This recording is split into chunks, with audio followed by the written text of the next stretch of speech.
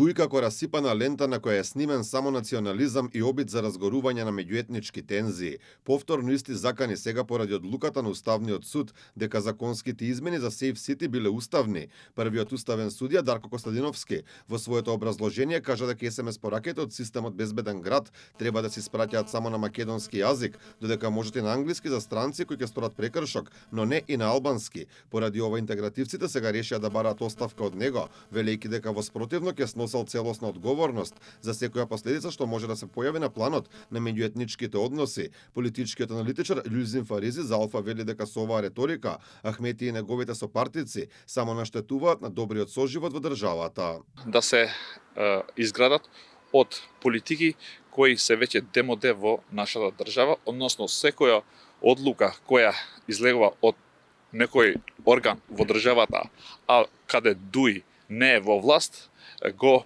претомачуваат, односно го толкуваат како тоа да е злобата на народот. Како поминува времето, се гледа дека таа политичка партија ги губи своите приврзаници, своите клиентелисти. Ова не е прв пат Дуи да се обидува да врши притисоци врз уставните судии. На крајот на 2024 година кампуваа пред уставен, бидејќи беше отворен предмет за оценка на уставноста на законот за јазици. Фаризи вели дека на Дуи се им одговара кога се на власт, а ништо кога се во опозиција. Дуи, да не забораваме дека истите го имат изгласено Дарко Костадиновски во 2018 да биде уставен судија.